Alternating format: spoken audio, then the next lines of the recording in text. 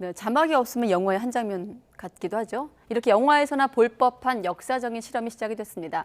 혹시나 있을지 모를 이 소행성과 지구의 충돌을 막기 위해 인류의 기술로 소행성의 궤도를 바꾼다 이런 겁니다. 예, 소행성을 충돌로 밀어낼 우주선 이미 발사된 상태죠.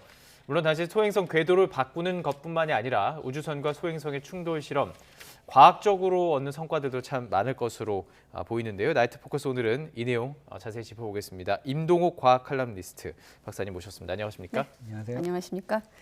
그러니까 물론 잠재적 위험입니다. 잠재적, 일어나지 않을 수도 있는 내용인데 소행성과 지구의 충돌을 막기 위한 인류 최초의 실험이 시작이 됐습니다. 추정컨대 우리 모두 기억이 생생한 영화죠. 아마겟돈. 영화와 좀 어떤 점이 다른 겁니까? 네, 아마겟돈 저도 기억이 납니다. 브루스 윌리스가 주인공을 맡았죠. 그때 영화 속에서는 지구에 있는 과학자들과 그 우주 비행사들이 직접 그 소행성에 착륙을 해서 굴착을 하고 거기에 핵폭탄을 넣어서 터뜨리는 것으로 이렇게 영화에 나왔습니다. 네. 그런데 이번에 발사된 이 위성은 실제로 폭파시키는 것이 아니고 그냥 위성을 운동 충격체라고 부르는 그 위성을 부딪히게 하는 거죠. 그래서 아주 작은 충격을 준 다음에 실제로 얼마나 그 궤도가 바뀌는가를 실험하는 것으로 이해하시면 되겠습니다. 폭파가 아니고 예. 충격을 주는 것이다. 그렇습니다. 살짝 밀어내는 정도라고 볼 수 있을 텐데 이미 우주선은 발사가 됐습니다. 저희가 그 발사 장면을 짧게 보여드리고 계속 이야기 이어가겠습니다. 네. 3, 2, 1. And liftoff of the Falcon 9 and DART, NASA's first planetary defense test to intentionally crash into an asteroid. 네, 정말 영화 같아요. 그렇습니다. 네. 지금 다트를 실어서 발사. 다트라는 것은 이제 우주선이라고 부를 때나요? 네, 그리고 이제 그렇습니다. 그것을 쏘아 올리는 로켓에 담아서 올린 거죠? 이게. 네, 그 다트라고 하는 이름은 그 알파벳 약자입니다. 그 쌍소행성 궤도 수정 실험이라고 하는 명칭을 줄인 건데요. 그 쌍소행성. 쌍소행성이라고 부르는 이유는 그 핵심 그 중심에 디디모스라고 예, 하는 저희가 위성이 그래픽을 있습니다. 준비했습니다. 네, 디디모스 위성 주변으로 디모르포스라고 하는 그 4분의 1 정도 크기의 또 다른 소행성이 이렇게 돌고 있거든요. 거기에 디모르포스의 그 우주선을 충돌시켜서 공전 궤도를 약간 바꾸는 작업입니다. 공전 궤도를 바꾸는 작업이다. 지금 보면 디디모스와 디모르포스 모두 소행성이라고 하는데 잠시 뒤에 좀 역사 속에 있던 어떤 소행성의 얘기를 할 때도 짚겠습니다만 소행성과 운석의 차이는 무엇입니까? 네, 우주에 이렇게 돌아다니는 것들을 모두 합쳐서 우리가 유성체라고 부르는데요. 유성체. 네, 행성이 있고 뭐 항성이 있고 위성이 있고 이런 개념들은 다 아시지만 이 유성체라고 하는 개념은 그거보다 더 작은 그 물체들을 가리킵니다. 예를 들어서 반지름이 10km가 안 되면 소행성이라고 부르는데 그 소행성 중에서 어떤 행성의 대기권으로 들어와서 불타기 시작하는 것을 우리가 별똥별, 유성이라고 부릅니다. 그리고 유성이 떨어지면서 쪼개지기도 하고 부서지기도 하는데 그런데도 불구하고 살아남은 돌, 그래서 땅까지 떨어진 돌을 우리가 운석이라고 부릅니다. 운석이라고 부르고. 그렇군요. 많은 유성체들 가운데서 땅으로 떨어지는 게 운석인 것이고요. 자, 그 중에서도 이제 디모르포스는 지름으로 보면 한 160m, 축구 경기장 크기라고 합니다. 그리고 이제 보내는 그 다트 우주선은 한 620kg, 소형차 크기. 딱 부딪히면은 과연 얼마나 궤도가 수정이 되고 이게 진짜로 영향이 큰지도 궁금해요. 이게 정말 지구 위험에 있다면 피할 수 있을 정도의 그런 뭐 타격인지도 궁금하고요. 네, 현재 이 디디모스와 디모르포스 소행성은 지구에서 5억 킬로미터쯤 떨어져 있습니다. 그러니까 지금 현재로서는 예. 눈으로 확인하기도 힘들 정도의 먼 거리인데 이 먼 거리에 있는 두 소행성이 서로 쌍둥이처럼 이렇게 돌고 있기 때문에 이 두 행성을 합쳐서 쌍소행성이라고 부르는 건데요. 네. 이 다트 우주선은 그 중에서 이 디모르포스를 정확하게 타격하기 위해서 모든 계산을 통해서 이제 발사가 된 거고요. 네. 그리고 나서 내년 9월 말 혹은 10월 초 그 두 시기쯤 중에서 정해서 디모르포스에 충돌을 하게 됩니다. 그런데 지구에서부터 발사해서 그걸 정확히 맞추기가 쉽지 않거든요. 예, 예. 그래서 자동 항법 장치를 달고 있습니다. 그래서 자동 항법 장치가 충돌하기 4시간 전부터 작동을 해서 예. 정확히 궤도를 수정해 가면서 이제 충돌을 하게 되는 것이죠. 네. 이 충돌할 때 속도가 시속 24,000km 정도 됩니다. 초속 6.6km. 네, 화면엔 초속으로 준비했는데요. 네, 굉장히 빠른 속도죠. 정말 빠른 거죠. 네, 이렇게 빠른 속도로 부딪히지만 실제로 그 충격은 아주 미미합니다. 그 구덩이는 10m 정도밖에 안 파이고요. 예. 네. 100톤 정도의 암석이 이렇게 부서질 것으로 예상이 되지만 실제 공전 궤도에는 거의 영향이 없어서 공전 주기에 한 73초 정도만 줄이는 효과. 예. 그리고 공전 속도는 1% 정도 줄이는 효과. 그러니까 이건 실험이라고 보시면 되겠습니다. 아, 그러면 말씀하신 대로 공전 주기를 73초 이상 바꾸면 어느 정도 실험에 성공했다. 이렇게 그렇습니다. 볼 수 있는데, 자, 이번에 지금 그 교수님 말씀을 듣다 보니까 실험의 목적이 어떤 소행성을 제거하기 위한 실험이 아니라 그야말로 소행성 충돌로부터 지구를 보호하는 것이라고 이해가 되는데 어떻습니까? 이런 실험에 나서는 자체에도 의미가 있고 이번 실험을 통해서 좀 하고 싶은 목적도 있을 것 같아요. 어떤 일들이 가능한 겁니까? 네, 지구 주위에는 지구를 향해서 달려드는 수많은 물체들이 있습니다. 네. 그 유성체들이 언제 지구로 올지 모르는 거거든요. 그래서 인류는 그 위성들, 특히 지구 근접 물체라고 불리는 위험 요소들을 어떻게 제거할 것인지를 대비해야 됩니다. 그래서 이제 우주 시대를 열려고 했던 건데요. 우리나라도 이 누리호를 성공적으로 발사시키면서 우주 시대에 진입을 했고 네. 그만큼 선진국으로서 이 지구를 지키는 임무도 떠안게 된 거나 마찬가지입니다.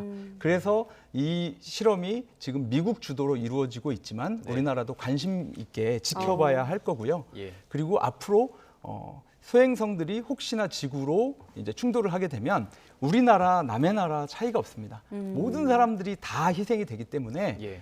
지구에 있는 모든 인류가 힘을 합쳐서 아이디어를 내고 과학적인 해결책들을 찾아 나가야 합니다. 그래서 이번 발사를 주목하고 있는 것입니다. 성공한다면 우주에 대한 어떤 계산 정확하게 하는 것들, 뭐 자동 항법 장치 같은 것들 성공한다는 것도 볼 수 있을 것 같고요.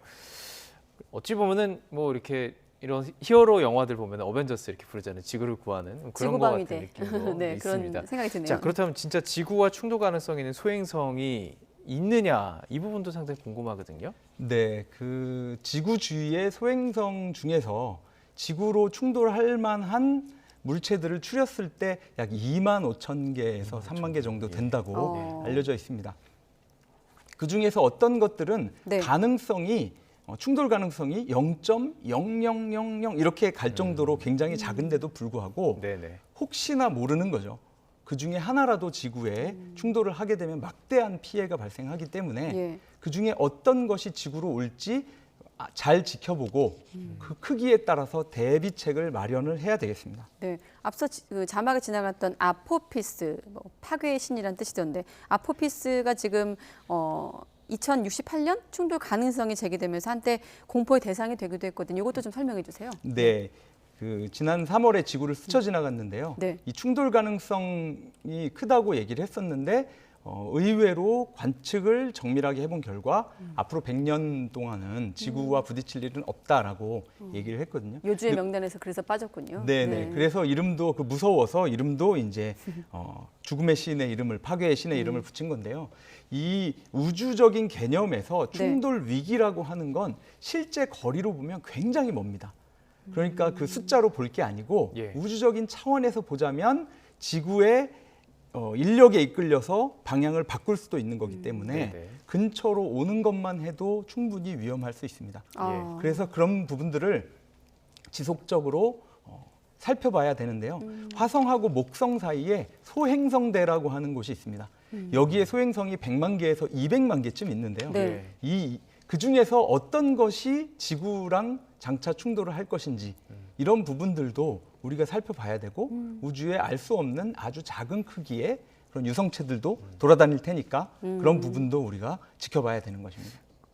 뭐 기초적인 질문이기는 합니다. 그러면 뭐 만에 하나라도 이렇게 충돌을 하게 되면 어느 정도의 타격을 입는 겁니까? 지금 뭐 공룡 멸종의 원인을 설명하는 하나의 또 가설이기도 하죠. 네, 6,500만 년 전에 멕시코에 대행성이 대유성체가 떨어졌습니다. 그때 떨어진 그 소행성의 크기가 지름 10km 정도 된다고 10km. 하는데요. 지금 사례를 모아봤는데 다른 러시아 퉁구스카나 러시아 첼리아빈스크랑 비교해 보십시오. 직경이 많이 커요. 네, 굉장히 비교할 크고 수 없을 정도로. 그때 네. 지구 생명체가 70% 이상 멸종하는 대멸종을 맞았습니다. 그리고 러시아 퉁구스카에 떨어진 1908년 6월 30일에 떨어졌는데 네. 이때도 어마어마한 피해를 입혔기 때문에 6월 30일을 국제 소행성의 날로 지정을 해서 기리고 있을 정도입니다. 예.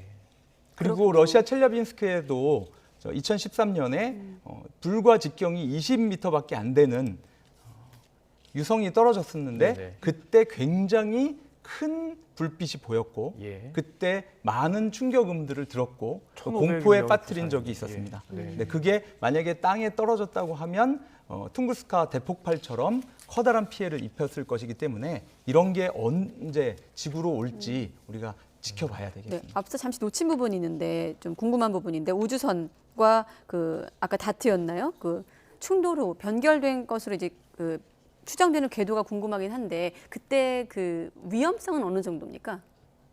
아까 소행성과 충돌을 한다고 한다면? 네. 네, 그 어차피 이 위성은 그 충돌을 위해서 만들어진 위성이고요. 예. 충돌하기 10일 전에 관측 위성이 분리됩니다.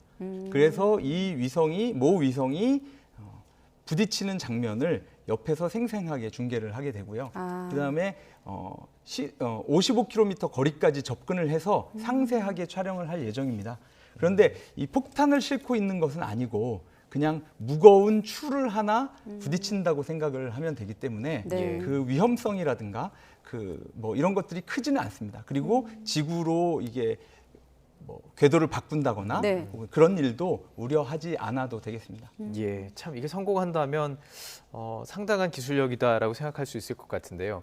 우리나라는 과연 이 우주 기술, 우주 경쟁력이 어느 정도 되는지도 궁금하고요. 뭐 사실 그 우주 산업의 핵심이라는 게 그 이런 소행성 이런 데서 채굴할 수 있는 또 희귀 자원들이 있다 뭐 이런 얘기도 있더라고요. 그렇기 때문에 참 중요한 기술력일 텐데 우리나라는 어느 정도 수준일까요? 근데 우리나라가 독자적인 발사체를 개발을 해서 얼마 전에 이제 누리호를 발사 성공시켰습니다. 네. 그런 기술을 가지고 있는 나라가 전 세계에서 극히 드물기 때문에 네. 우리나라는 이제 자부심을 가져도 될 만큼 우주 산업이 성장했습니다. 네. 근데 우주 산업을 왜 우리가 계속 노력해야 되는가 이런 질문에 대해서 일부 기업에서는 소행성이 가지고 있는 그 광물질을 우리가 네. 가져올 수 있지 않느냐 이런 대답을 하고 있습니다. 우주법 상으로도 민간이 이런 소행성에서 광물을 채취하는 것은 불법이 아닙니다. 예. 그래서 실제로 벤처 기업들이 이렇게 소행성에 착륙시켜서 물질을 가져오는 그런 실험들을 계속하고 있고요. 네. 지구에 고갈되어 있는 그런 광물질들을 발견할 수도 있고 예. 또 인류가 더 먼 우주로 나간다고 하면 물이나 얼음 같은 게 필요하거든요. 그런 것들을 소행성에서 채취해서 거기서 다시 한번 발사할 수도 있고 네. 그렇기 때문에 향후 우주 시대를 한가름 내는 아주 좋은 기회라고 생각이 됩니다. 그렇군요. 소행성 탐사 경쟁이 시작될 수도 있겠다. 우리가 글로벌 하는데 이제 시야를 글로벌에서 우주로 넓혀야겠다는 그런 것 같습니다. 생각이 예. 들었습니다. 자, 임동호 과학 칼럼니스트와 함께하고 계신데 오늘 마침 보도가 나온 게 있어서 이 내용도 좀 도움 말씀 듣겠습니다. 드론봇. 인구 절벽 상황에서 윤권이 선택한 미래가 드론봇이다라고 이제 보도가 나오고 있는데 드론봇 좀 설명해 주십시오. 네, 드론봇은 드론과 로봇을 합친 말입니다. 네. 우리가 일반인들도 쉽게 드론을 날립니다. 그런데 그런 드론들은 대부분 뭐 카메라를 달고 있거나 얼마나 뭐 멀리 높이 나는가를 그냥 테스트해보는 수준인데 네. 미국이 사용하고 있는 그런 공격용 드론 같은 경우에는 실제로 어마어마한 그 파괴력을 가진 미사일들을 탑재하고 날아가기도 하거든요. 예. 근데 이 드론이라고 하는 게 원래 여왕벌을 호위하고 있는 수퍼를 드론이라고 부릅니다. 예. 그러니까 수펄들이 굉장히 많잖아요. 예. 그래서 예측 불가능하고 기동력 있는 공격을 할 수 있는 존재라고 보시면 되겠습니다. 실제로 육군에서는 뭐 2030년까지 전 부대에 이것을 기반으로 한 전투 체계를 구축한다 이렇게 지금 얘기가 나오고 있어요. 네. 이게 가능한 얘기입니까? 네, 드론봇 전투 체계 비전 2030입니다. 네. 네, 그 육군이 설립했다는 점을 좀 주목하셔야 될 것 같아요. 공군이 아니고. 드론이라고 하면 네. 보통 공군이라고 생각하기 쉬운데 네. 육군이 이런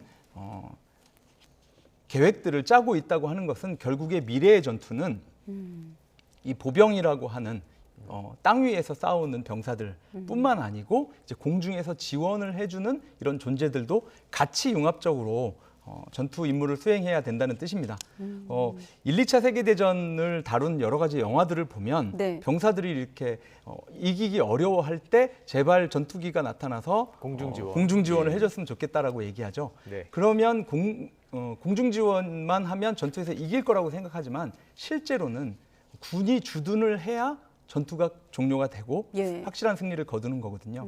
그러니까 육군이 드론봇으로 제압을 하고 실제 육군 병사들이 그 목표지를 점령하는 것으로 이렇게 전투가 이루어질 거라는 뜻입니다. 네.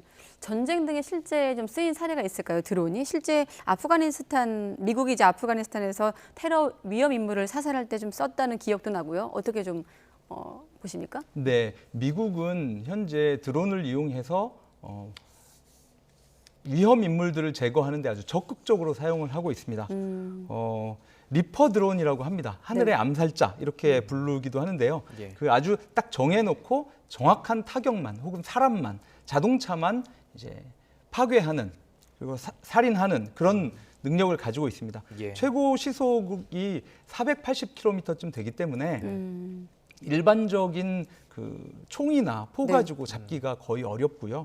이런 굉장히 빠르고 공격적인 드론을 가짐으로써 언제 어디서 적이 등장할지 모른다는 공포감을 심어줄 수도 있고 예. 그리고 위성과 같이 결합을 시켜서 현지에 군인을 파견하지 않고도 원격지에서 전투를 수행할 수 있고 그래서 아주 전투에서 우위를 점하기에 좋은 그런 기술입니다. 우리나라 드론 기술은 어떻습니까? 어느 정도 수준인가요? 네, 우리나라 그 평창 올림픽이 열렸었는데 그때 드론이 군집 비행을 했었습니다. 굉장히 멋있게 여러 가지 사람 모양이라든가 이런 엠블렘이라든가 이런 걸 만들었거든요. 그런데 그 기술이 아쉽게도 우리나라의 기술은 아니었습니다. 예. 그래서 그 부분을 지적하는 사람들이 많았고요. 그 이후로도 굉장히 많은 발전들이 이루어지고 있습니다. 예를 들어서 네. 수소 연료 전지를 이용한 드론을 개발한다든가 도심 항공 운송이라고 해서 사람을 태우고 공항으로 가는 그런 드론이 예.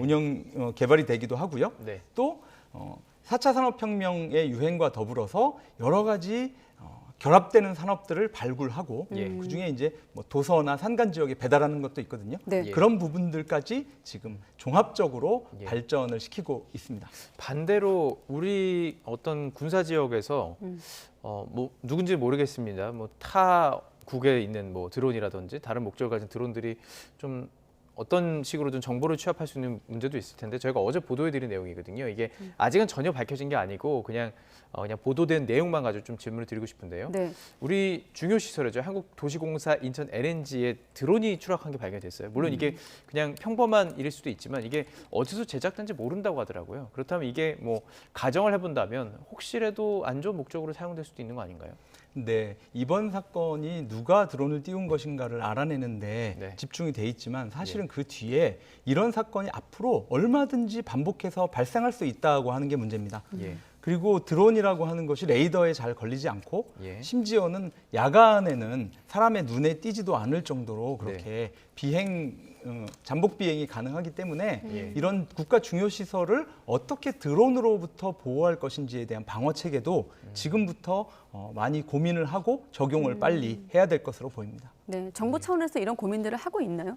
네, 정부는 드론을 발전시킴과 동시에 네. 드론의 위험성도 지금 인지를 하고 있어서 예. 관련 법안이라든가 규제라든가 그다음에 기준이라든가 이런 것들을 마련해 놓고 그 범위 안에서 발전을 시킬 수 있도록 그렇게 이끌어가고 있습니다. 네.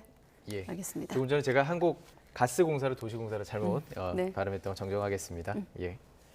네, 나이트 포커스 오늘 임동욱 과학 칼럼니스트와 함께했습니다. 오늘 말씀 고맙습니다. 네. 고맙습니다. 감사합니다.